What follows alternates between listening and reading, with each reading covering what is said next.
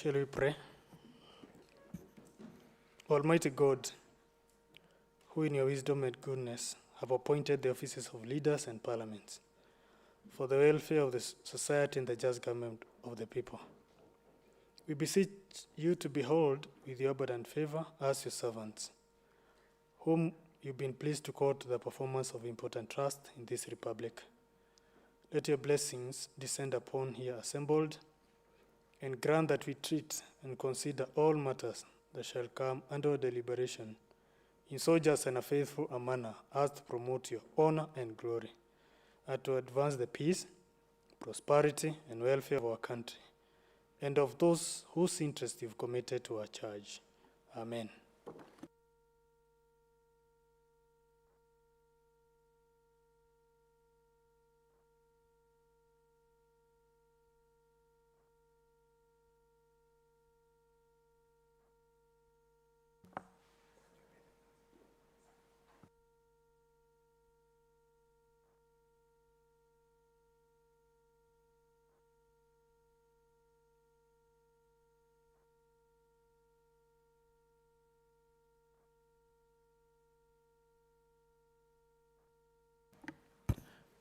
Next order.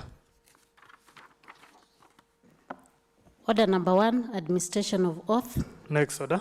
Order number 2, communication from the chair. Next order. Order number 3, messages. Next order. Order number 4, petitions. Next order. Order number 5, papers. There is a paper to be laid by the Honorable Chairperson, Committee on Labor, Gender and Social Welfare.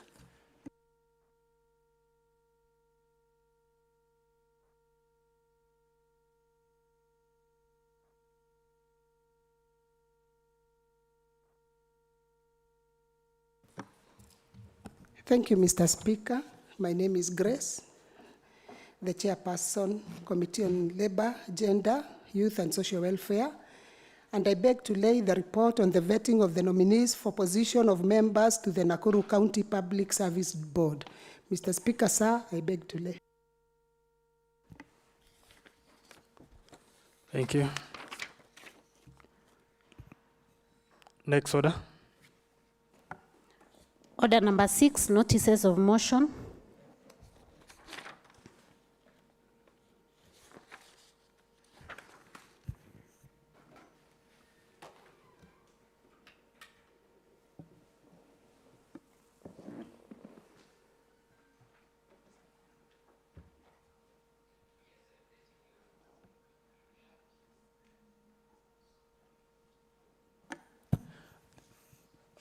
The Honorable Chair.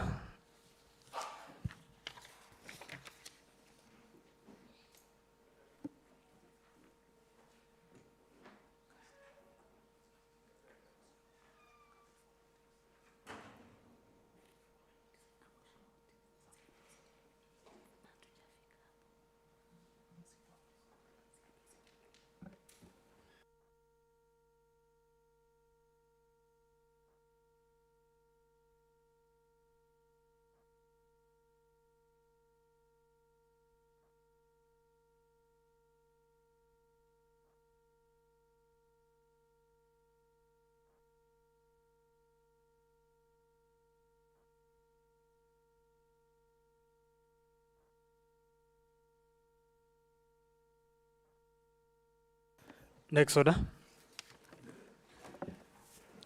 Order number 7, statements. Next order. Order number 8, procedural motion. The Honorable Chairperson, Committee on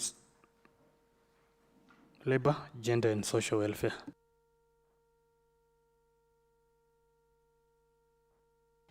Thank you, Mr. Speaker.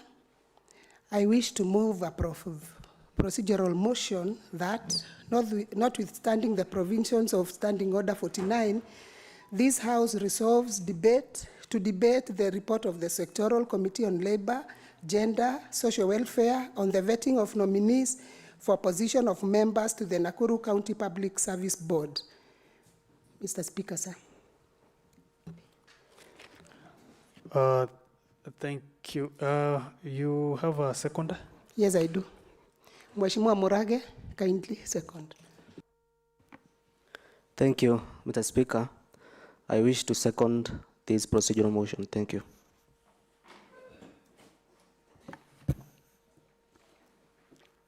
I will now proceed to propose the procedural motion that, notwithstanding the provisions of Standing Order 49, this House resolves to debate the report of the Sectoral Committee on Labour, Gender and Social Welfare on the vetting of nominees for the position of members to the Nakuru County Public Service Board. The motion is open for debate.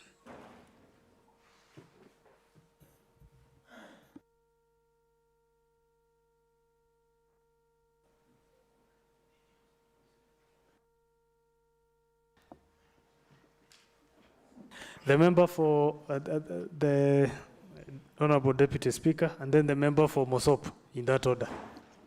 Honorable Speaker, I stand to beseech you to put it in question for the interest of time. The Honorable member for Mosop,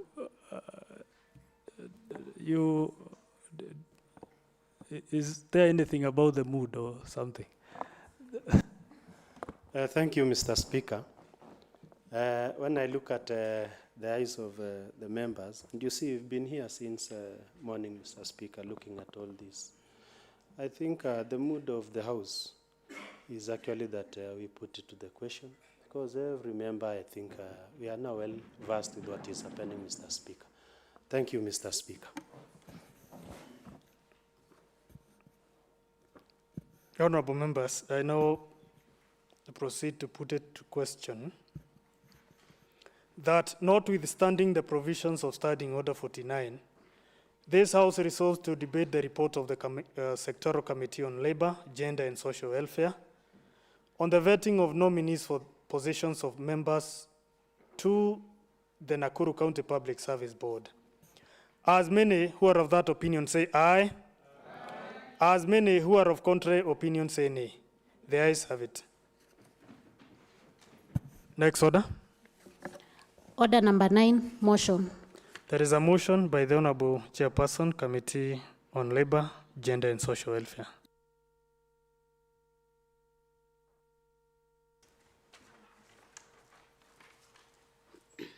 Thank you very much, Mr. Speaker. First, I wish to appreciate the committee members on Labour, Gender, Youth and Social Welfare. And when I'm doing so, kindly be upstanding so that the whole House can see the people who did the vetting. Kindly, members, stand. Yes, I want to appreciate you for the good job well done. Sit down. Mr. Speaker, sir, the Sectoral Committee on Labour, Gender, Youth and Social Services is established second schedule of the County Assembly of Nakuru Standing Orders, as is mandated, deal with all matters related to gender, youth, people living with disability, children's welfare, and elderly citizens. The committee membership has 21 members, and we have the message from the governor. Pursuant to the powers conferred to the governor by Section 58A of the County Government Cap 2265 Amendment Act 2012, Section 7 of the Public Appointment, the governor submitted the names of the nominees to the County Public Service Board. The names were for, Mr. Speaker, sir, we had Madam Mbarera Lekuchula, and we had Madam Linner Chesang Rotich, Mr. Joseph Kimani Njuguna, and Mr. David Njoroge Kung'u, who appeared before the committee this Monday, and we were able to interrogate them, and we proceeded well. And during the approval hearings, the committee held sittings to examine and reveal the nominees' certificates, testimonials, and vet the nominees.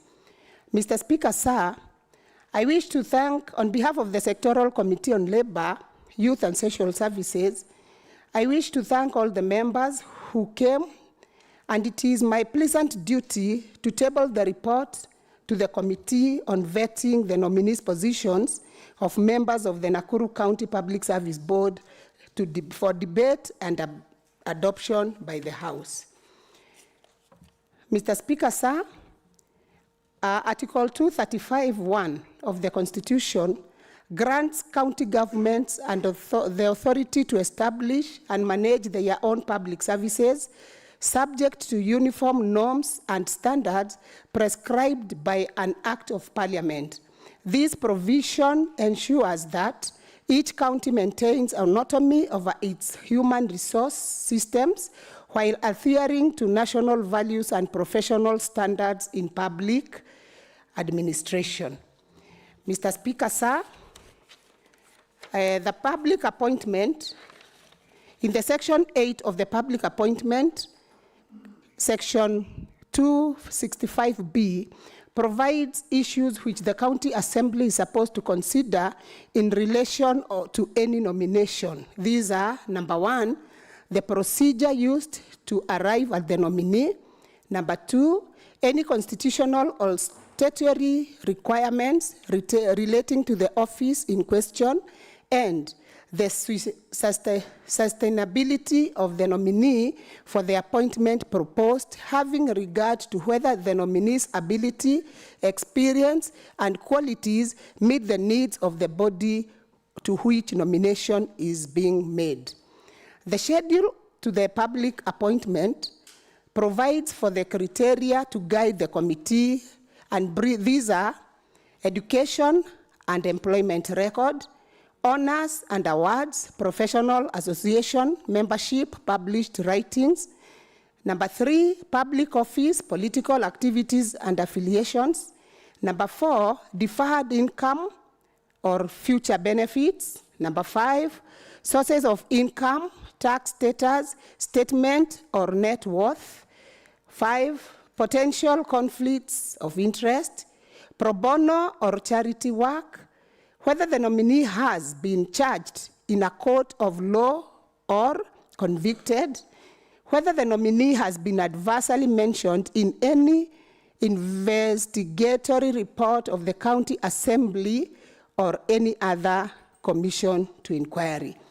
Mr. Speaker, sir, about the Chapter 6 of Constitution and Leadership, these committee members interrogated these members so keenly, and I think we did what was needed of us. The Leadership and Integrity Act provide a number of obligations to a state office. These are, among others, to respect and abide by the Constitution and the law, public trust, performance of duties in an honest and accountable manner, professionalism, financial integrity, not to engage in activities that amount to abuse of office, not misuse public resources, accepting gifts that may compromise the officer's duty, wrongly or unlawfully. Speaker, sir, when we did all this and we asked so many questions to these nominees, the Committee on Gender was contented about these names that were given to us, and what I want to request this Honorable House is to adapt the report and support the motion so that the nominees can come on board and do the work of the county as needed of them.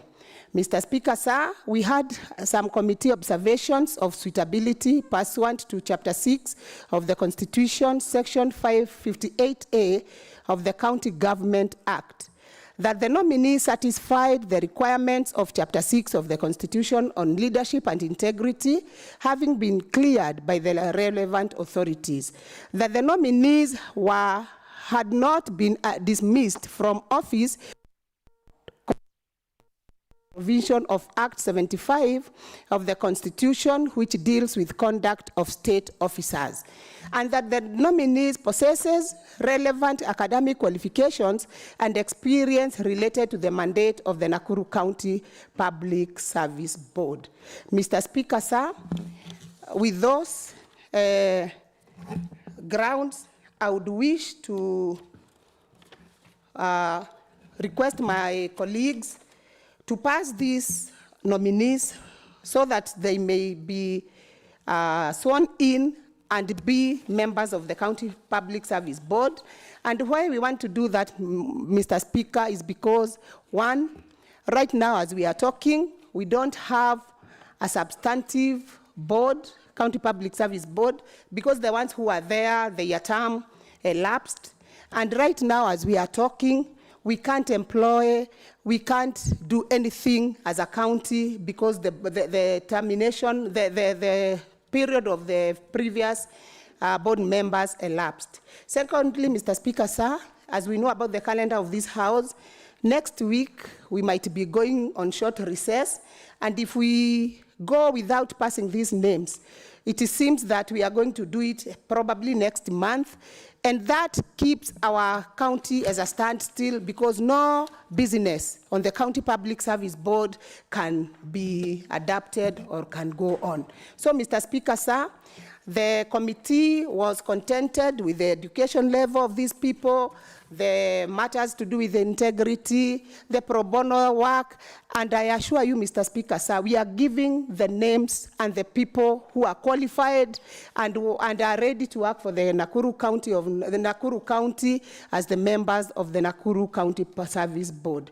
Mr. Speaker, sir, with those few and many remarks, I would request my DS to support the motion. To second. The Deputy Speaker. Thank you so much, Mr. Speaker, sir. I rise to support this motion and to second this motion, and being a member of this committee, Mr. Speaker, sir, I had a privilege to interact with the nominees, and indeed the report as laid by the chair is the true reflection of the interaction that we had with the nominees. And I want to say this, Mr. Speaker, sir. Indeed, it became an issue the other time when the governor was before the Senate. And by passing these names, we'll have served the people of Nakuru and done justice to them so that this honorable committee or board can interact its business and give our Nakuru resident a chance to serve the great people of Nakuru. So with that, I beg to support. Thank you, Mr. Speaker.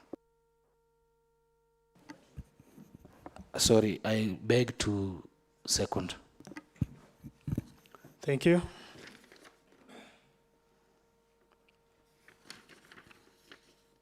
I now propose the question that pursuant to the provision, I will propose the motion that pursuant to the provisions of Section 58A of the County Governments Act, Cap 265, and Section 9 of the Public Appointments, that is for the County Assembly's Approval Act, Cap 265B, this House approves the appointment of the following persons to the Nakuru County Public Service Board. 1, Mbarera Lekuchula. 2, Linner Chesang Rotich. 3, Joseph Kimani Njuguna. 4, David Njoroge Kung'u. The motion is open for debate.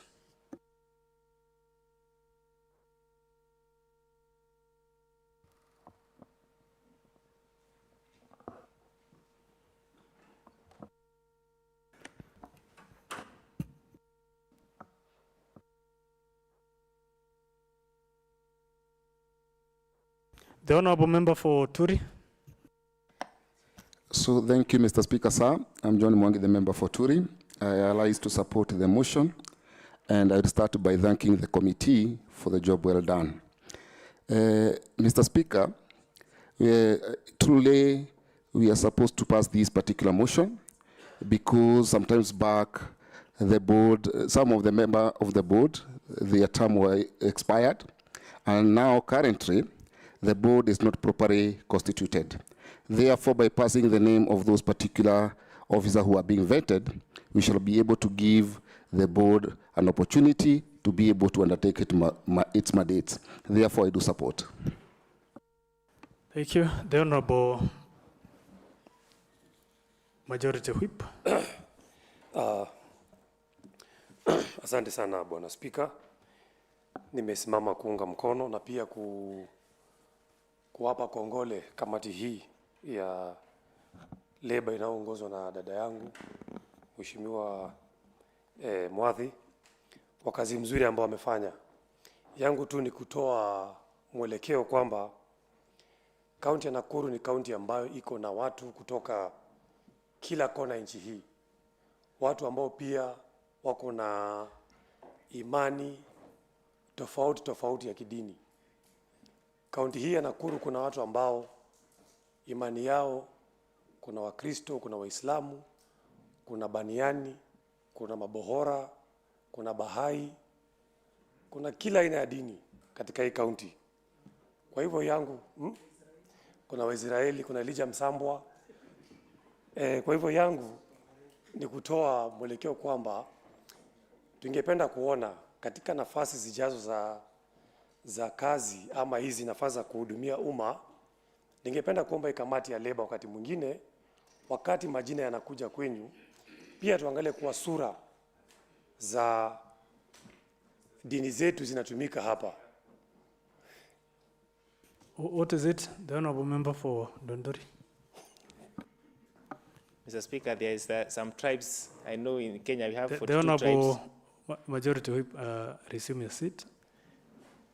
Mr. Speaker, in Kenya we have 42 tribes, and Mheshimiwa Fadhili, the whip, is trying to mislead this house by saying there is a tribe called Shakahora, Famuhura. Mr. Speaker, he can substantiate that. The Honorable Majority Whip, proceed. Even Mr. Speaker. No, you I understand substantiate. Yes, I understand it's 5:30, and all of us, depending on what we eat during lunchtime, our concentration capacity is varied. And as clearly shown by my honorable colleague, that his concentration capacity is below 0. Because there is nowhere in my presentation I talked about tribes. And I think maybe he fancies Shakahola. That is why I didn't even mention Shakahola. I was talking about the presentation of all the religion in the county.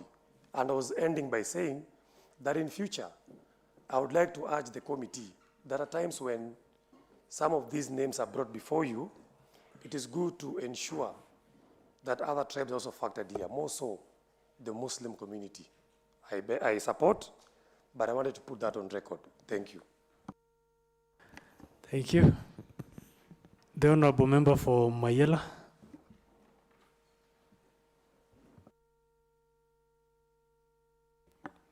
Mr. Speaker, sir, for this opportunity, and also to try to inform my fellow Mheshimiwa that sometimes you ask for applications and you might wait forever as you wait for religious grouping to apply. So just forgive us for that, because we tried to look for all the religions.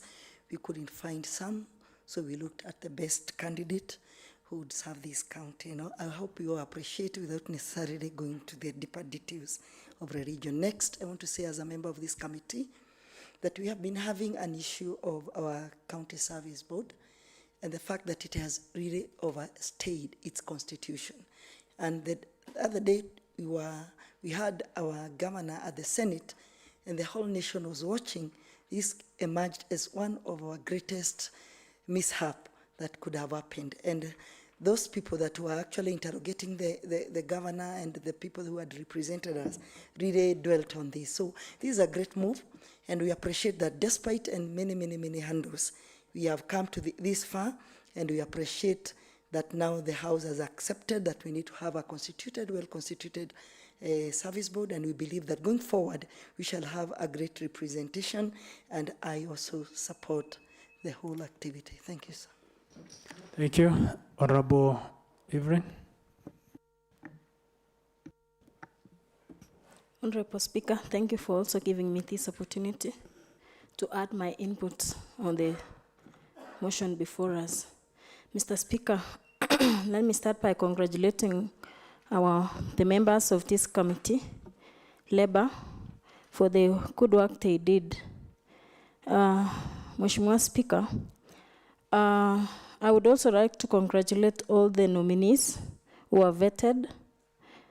Mheshimiwa Speaker, looking at the history of each and every nominee, Mheshimiwa Speaker, as a young person, I was motivated in everything.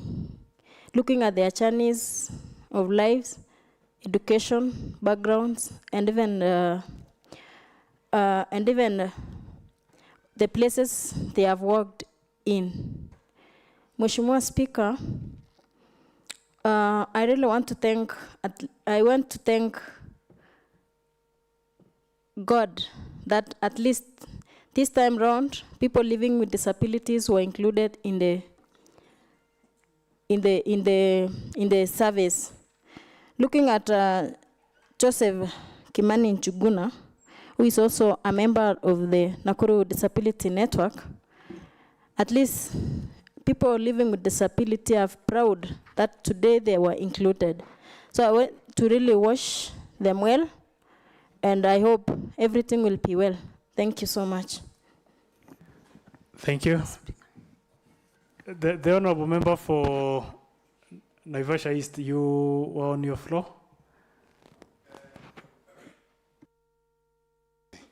Thank you, Mr. Speaker. Mr. Speaker, as I do thank the committee, I will still have to make some slight observation, Mr. Speaker.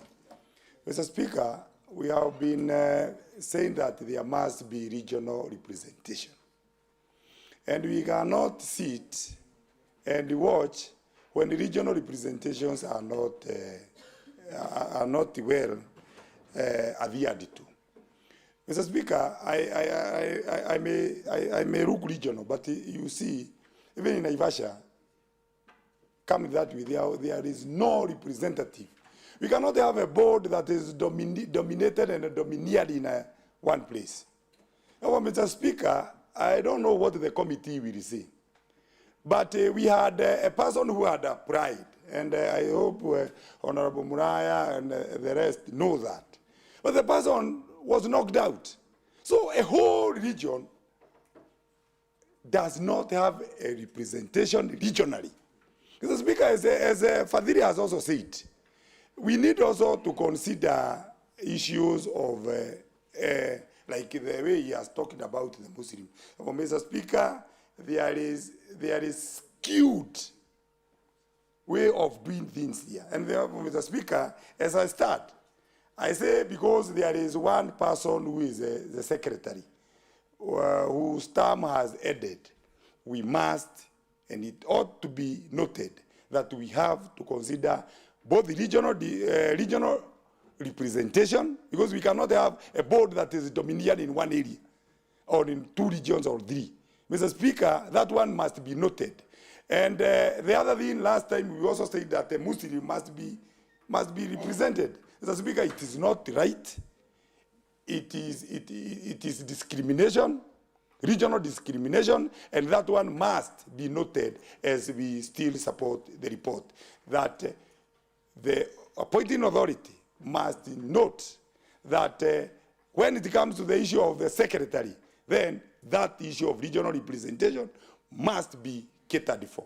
Otherwise, Mr. Speaker, it also must be noted that without the issue of the secretary, we cannot have a board that also does not have a secretary.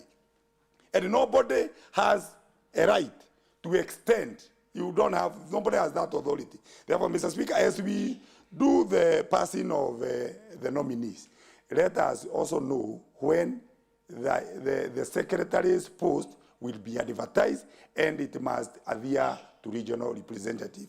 To me, as I stand, it was regional discrimination. The Honourable Member for Menengai West.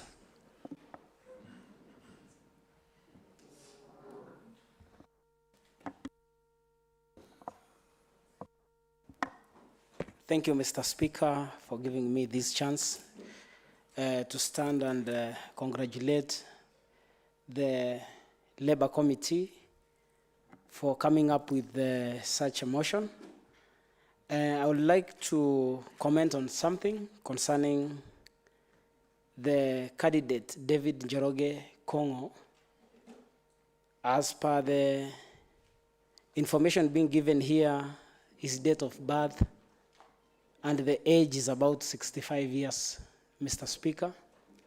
I'll request that for the next vetting, we should be very keen and look at the age of these people.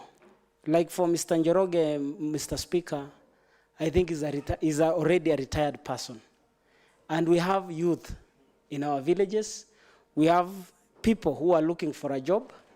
And Mr. Speaker, even if this is a short-term job for around 6 years, Mr. Speaker, let us consider also the age bracket, which is very important.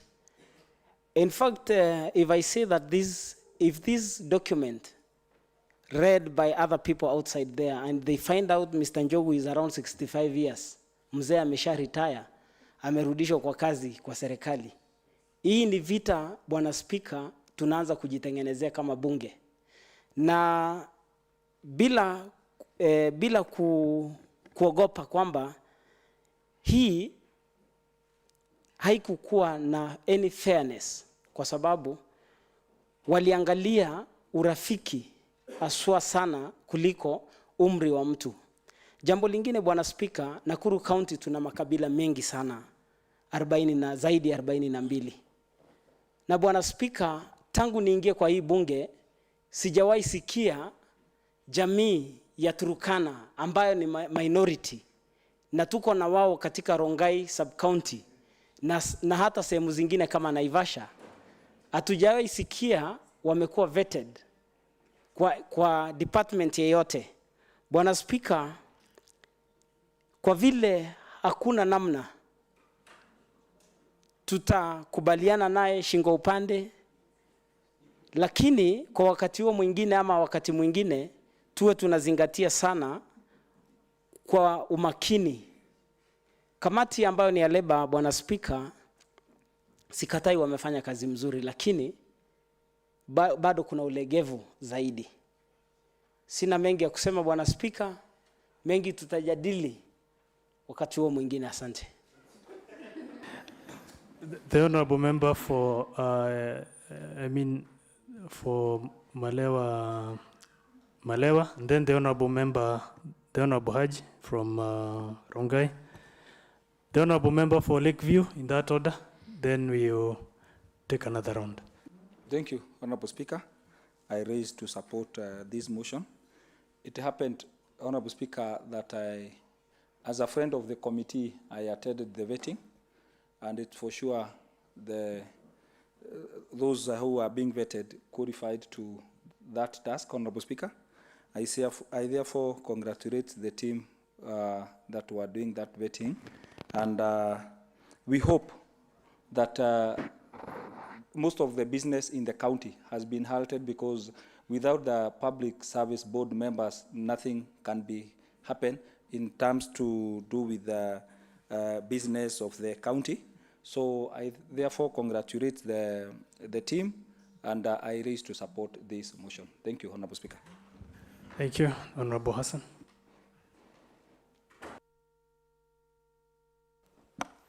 Asante. Thank you, Mr. Speaker. Pia mimi nataka kuchukua fursa hii kuwapa kongole wenzangu katika komiti ya Labour kwa kazi nzuri ambayo tulifanya pamoja. Speaker, we understand right now as a county we have issues regarding the employment of 24 workers who were sacked the other day. It is very important that we have this board in place so that they can come and help us sort out this issue. It was long overdue. These people the board is very important. It's very crucial in the running of county and public service management and coordination of the county in regards to employees of the county government, in regards also to promotion and looking at the welfare of the staff and the county executive part of the government. Mr. Speaker, it's also very important to note that at least right now, among the 4 nominees that were considered by Her Excellency the Governor, and we congratulate her for the good job that she did, one woman stands out, who from the history that I've just read from the report of my Committee of Labor, is that she was born in Samburu, and at the end of the day, she found herself here in Nakuru. She's working here in Nakuru, and at least she was considered by Her Excellency the Governor. So at least as a minority group in Nakuru County, we can say at least there is someone who is going to push the agenda of the people, of the minority groups in Nakuru County. I was taught by my mother that kama hujawahi patiwa kitu, hata ukifika mahali unasema kwanza asanti. Na ukisema asanti haimaanishi ya kwamba hatujatosheka. Pia naungana na ndugu yangu, kakaangu mkubwa, Mheshimiwa Fadhili Msuri, kusema ya kwamba pia jamii ya Waislamu ni vizuri pia na jamii zingine wapatiwe nafasi pia, hao waweze kuoneshana ya kwamba pia hao wanaweza pata nafasi ili waweze kusaidia. Zaidi ya yote, Mr. Speaker, naunga mkono mswada huu. Asante. Thank you. The member for Lakeview. Mr. Speaker, sir, and the House, first and foremost, I want to appreciate the good work by the Labour Committee and state that it's time that this Public Service Board works effectively to serve the great people of Nakuru County. Mr. Speaker, when the last Her Excellency went to the Senate, this was one of the things that the great senators questioned her on. How can Nakuru County function without a good or an established or a functional board? This assembly today has effected that, and I know through our support, we shall ensure that this board becomes effective. Mr. Speaker, I want to ride on what Mheshimiwa Karanja has spoken of, that we must have regional balances when we come to some appointments, Mr. Speaker. Mr. Speaker, there is a gentleman in the name of Eskimos Kobia Kirubi. He is a Meru. He is not just another person. And he applied for a position under a professional body, and his name was kicked out, Mr. Speaker, from the list, Mr. Speaker. I don't know whether because he could not have anyone within the committee to defend him or not, Mr. Speaker, but we would want to state it categorically that when it comes to the position of the secretary, Mr. Speaker, that one he shall defend, Mr. Speaker, to the truth, Mr. Speaker. And I want to state this, Mr. Speaker, without any fear of contradiction, that we must give those who are qualified their positions within this county and within this assembly, Mr. Speaker. It is only just that just as we are giving those who have been given today, we must appreciate. Despite that, Mr. Speaker, that is an agenda that we as a people, we carry forward, and I think we shall bring it forth when time is due.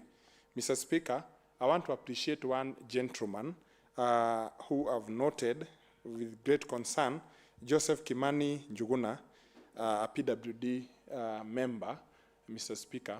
This gentleman, whenever you watch television within the county and even within the broad Nakuru and nationally, Mr. Speaker, he always appears to have a mastery of what he talks about this county, Mr. Speaker.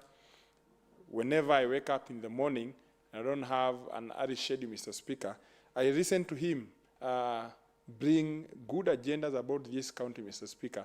He has a mastery of most of our wards here, He has mentioned so many words, and he hails all the way from Moro.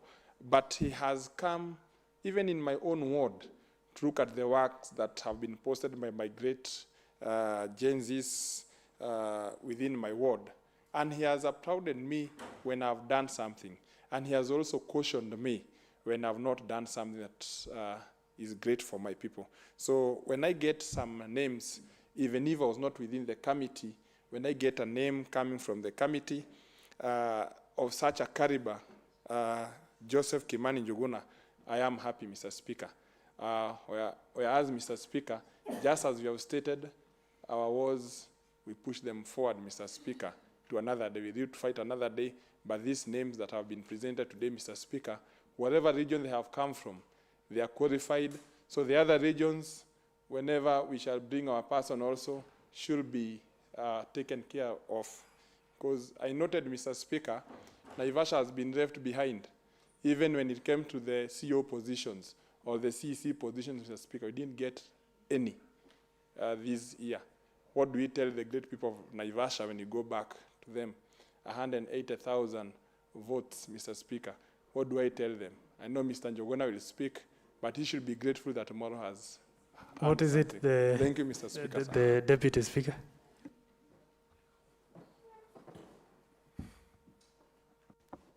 Give us the mic. Thank you so much, Mr. Speaker. Listening to the member, he's misleading this House, telling members that the committee members, they had their people. We were not the appointing authority. Us was to look at the suitability of the candidate. So telling the House that he's going to bring their people, we did not bring our people. We were given names to see the suitability, and we found that those are Kenyans who are suitable, and we gave them the job. So, Mr. Speaker, it is so misleading saying... What is it? The Honourable Member for Lakeview, what is it? Mr. Speaker, whenever you state here, and I want to caution the Deputy Speaker, whenever you come and speak of, you are given names. Can you get all the names, Mr. Speaker? All the applicants, Mr. Speaker, that this House should not be a quash house, Mr. Speaker, that you're just given 4 names, Mr. Speaker. Can we get the entire list, Mr. Speaker, of all the names that were there? Because we have a professional, Mr. Speaker, who applied for something, Mr. Speaker. And today, our Deputy Speaker wants to state it very well that only the names that were subjected to this House. By who, Mr. Speaker? That's what we want to know. And this is a debate that we want to take to the very, very end, Mr. Speaker. Order. Have your seats. That is out of order. Have your seats. The Honourable Member for Viwandani. Thank you, Honourable Speaker. I raise to give my input to this motion. And first of all, I will not congratulate the committee. Because one of the member, who is the Deputy Speaker, a member to the River Committee, has indicated very well that names were given because they were not appointing authority. So it is clear they were not there to look for suitable candidates. What they were to do is to make sure that those names passes. Second thing, as Mheshimiwa Alex has said, it is very true that regional balance did not appear in the vetting. Because if it get through, Honorable Speaker, there were names, professions in the list who applied these positions. Regional balancing. And Mr. Speaker, Mheshimiwa Deputy Speaker anaposema ya kwamba walipewa majina, tungetaka kujua kama hii nyumba sheria inasema ya kwamba wapewe ama waangalie mtu kulingana na vile amehitimu.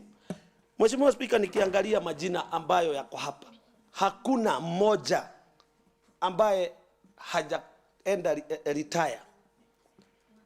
Mr. Speaker, juzi tulikuwa tumeitwa sijui tukafungue nyota whatever. Mheshimiwa Speaker, na sasa mimi nashangaa vijana ambao wanatafuta kazi wameachwa nje. Tumepatia wazee na wamama ambao wameenda retire, na saa hii vijana wako nyumbani, isipokuwa kijana kama Mheshimiwa Nene ambaye saa hii ako kazi kwa sababu ya wale wajiko wa kwake. Mheshimiwa Speaker, wengine wanalia, wanatembea kwa barabara. Mimi nashangaa sana. The youngest here is 69 years, is from 1969. Mimi nashangaa, ninakaa hapa ninaangaliwa na wajiku, nikipitisha mzee kama huyu ambaye ameenda retire, mama kama huyu ameenda retire, na ili hali vijana wamejaa hapa nje hawana kazi. Mimi Mheshimiwa Speaker, nimesimama na nimepinga. Kwangu nimepinga, hata kama haitawezekana nimepinga, na ninasikia Mheshimiwa Jane from Mbarera amesema ni kwamba tunapitisha kwa sababu jana Mheshimiwa Governor alikuwa Senate. It is not in hurry ya kwamba to save the governor or the situation that is in, because the same committee, hiyo board imekaa chini na imeanza kufuta watu kazi. So there is no vacuum, so to speak. Kwa hivyo mimi nimesimama na nimepiga kabisa hii ripoti. Haifai kujadiliwa hapa, mtu aweze aseme ati I congratulate the committee. I disagree with you. Point of information, Mr. Speaker. Been mentioned, Mr. Speaker. Order. There's no point of information. Have your seats. Point of order. Have your seats. So what you're going to have is an opportunity to contribute, either you supporting or not supporting, because or either you raise a point of order and you clarify and you read that point of order. The thing about point of information, I'm not going to entertain that, because in the event of providing for information, we've had opportunities of misleading the House. So the Honorable the Honorable Member for Elbagon. Thank you, Mr. Speaker. Mr. Speaker, I rise to congratulate the committee, Mr. Speaker. Mr. Speaker, the reason as to why I'm congratulating that committee, they did what they were supposed to do, and as per the standing orders of this House, Mr. Speaker. Mr. Speaker, to begin with, the committee does not originate with the names, Mr. Speaker. You committed the names to the committee, Mr. Speaker. So the committee do not have any error or anything that they have done wrong. They have done what they were supposed to do, to vet the names that were brought here, Mr. Speaker. And they have done that in accordance to County Government Act and in accordance to our standing orders, Mr. Speaker. Mr. Speaker, I also wish to disabuse the notion that when I grow old, I become a fool or stupid, Mr. Speaker. Mr. Speaker, wisdom comes with age, Mr. Speaker.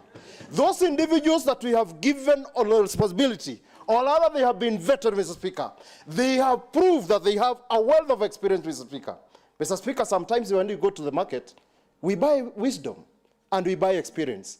That's why even when you are applying for certain positions, Mr. Speaker, you are asked, do you have an experience from the past job that you have done, Mr. Speaker? That's being said, Mr. Speaker, does not say or does not warrant the county not to give the youth opportunity, Mr. Speaker. And that's why, Mr. Speaker, now we are allowing them to go to the board so that they can share the cake to the youths, Mr. Speaker. Therefore, Mr. Speaker, going forward, any other position that we want to come, let it go to the youths. Mr. Speaker, allow me to go to the issues of regions. Mr. Speaker, we come from a Cosmo county, and the term region can be misused, Mr. Speaker. There are those who, when they say region, they mean tribal lines. There are those who, when they say region, Mr. Speaker, they may say geographical position, Mr. Speaker. But, Mr. Speaker, I would wish to say, this report satisfies the tribal and also the regions, Mr. Speaker. Because I do not see somebody from Moro, but I'm not saying that because I come from Moro, my region is not represented. Those individuals are from Nakuru County. And Mr. Speaker, if we now allow that to be carrying the day, I believe individuals within Nakuru are going to equally participate in the issues of running this county, Mr. Speaker. Therefore, Mr. Speaker, I beg to support, because number one, the gender issues as per the Constitution have been met, regional balance, or rather, any factor of the individuals within Nakuru, Mr. Speaker, has been considered. Marginalized, Mr. Speaker, because that's where, rather than misusing the terms and putting them here, Mr. Speaker, the issues of marginalized have been taken care of, Mr. Speaker, because I've seen a Samburu for the first time, Mr. Speaker. Even if you go into our offices, Mr. Speaker, I have never met a Samburu, Mr. Speaker. And that can be proved, Mr. Speaker, including this assembly, where we have many staffs. They are not Samburus, Mr. Speaker. No, but I have seen a Maasai, Mr. Speaker. Douara is, Mr. Speaker. Order. Protect me, Mr. Speaker. There are members who are... Order. You had your time and you did not lead the House. The honorable member for Elbago. Allow me, Mr. Speaker, to conclude. Because, Mr. Speaker, the issues of marginalism, Mr. Speaker, has been taken care of. And that's the direction we should be taking, Mr. Speaker. Otherwise, Mr. Speaker, if we keep on going to that wound, Mr. Speaker, we can open a door that will never cross, and it will agitate other members of the community to read a bad picture from what we can be able to say from this House, Mr. Speaker. Therefore, I support, and I want them to go to the office so that I can challenge them. We want village administrators to be employed, Mr. Speaker. That is the time that, Mr. Speaker, now we are going to hold them accountable for not giving the youths those positions of the village administrators and other positions, Mr. Speaker. Therefore, I beg to support and to congratulate the committee. The honourable member for Elementator.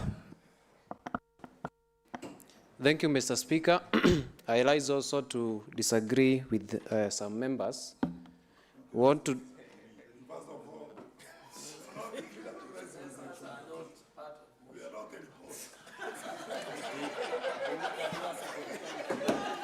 Thank you, Mr. Speaker.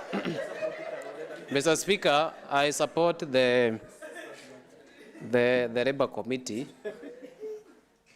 for the report that they have submitted to this House, and also disregard the issue of dismissing this report on the basis of regional imbalances. Because from what I know is that Nakuru has 11 regionals.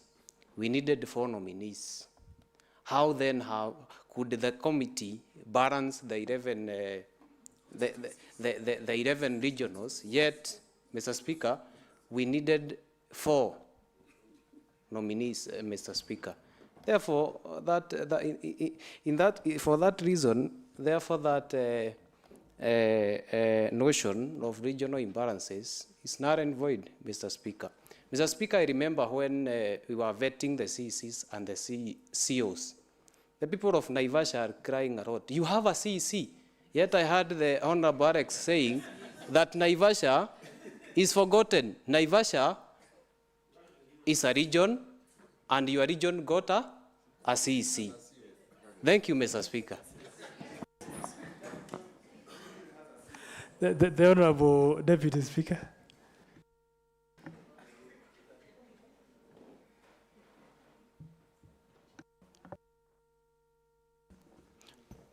Thank you, Mr. Speaker. I stand under Standing Order 33, 2 and 3 to ask for extension of time. Since this debate, as it is going, we are going to extend up to 6:30. So I just want to bring to your attention that it's almost time.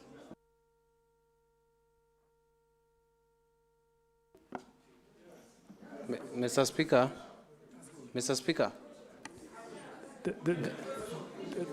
The honourable member for... Mr. Speaker, I thought instead of extending time, through the powers conferred to you, you can put it to question.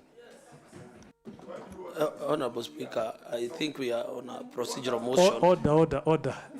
So the honorable member for Elementator, you give yourself the microphone. And then the honorable member for Viwandani proceeded to do exactly that. No, Honorable Speaker, but with your permission. What is I think it? we are on a procedural motion. We don't need to extend, to seek for extension. We can only move on, or you put it into question, because I can see it is only me and Honorable Rotok who are against. The honorable chairperson, respond.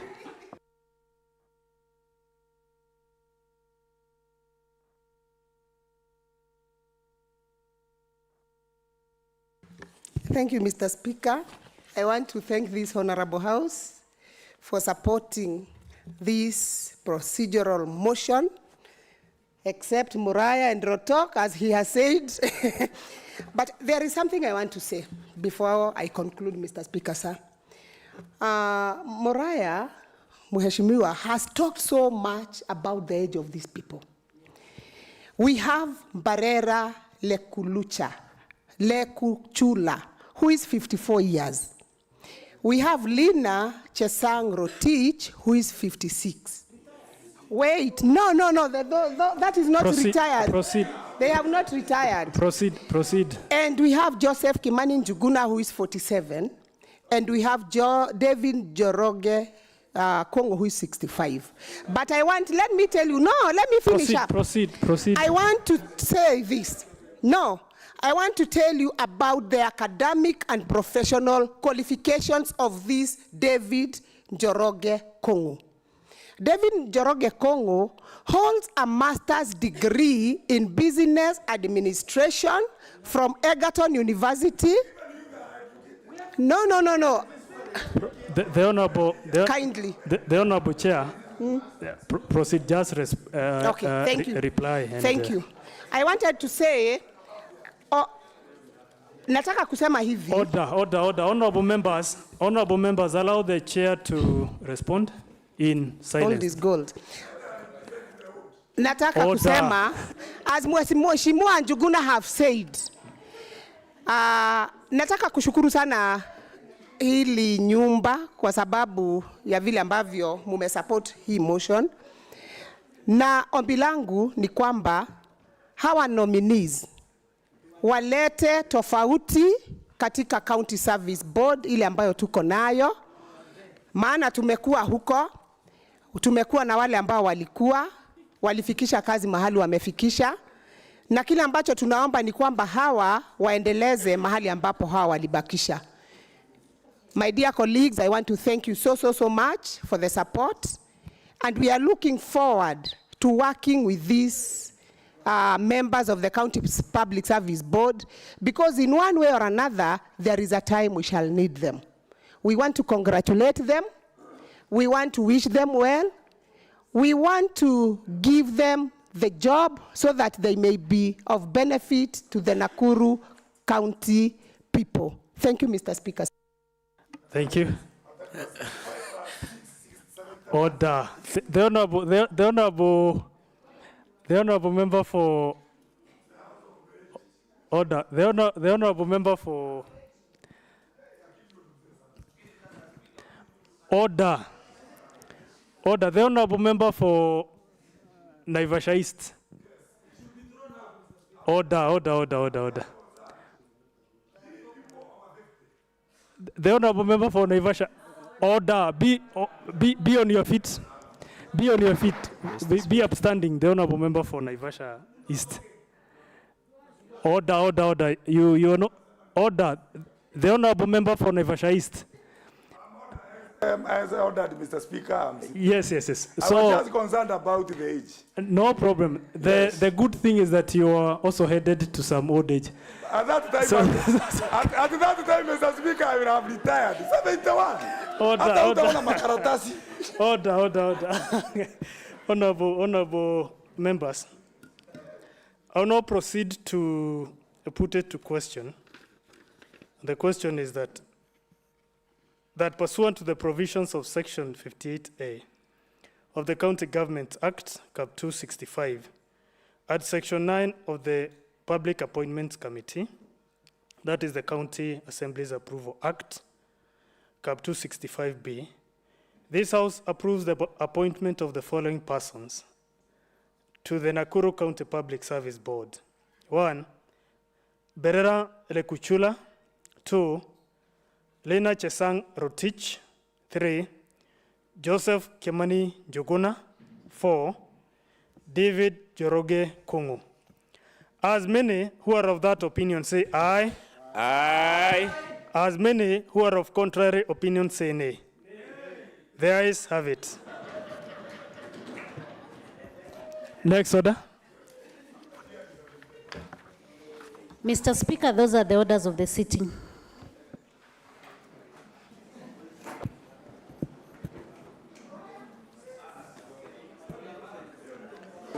Order. Your order, members.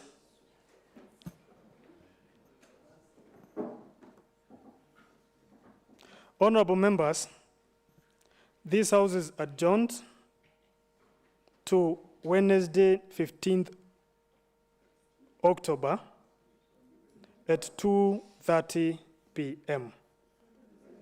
Thank you.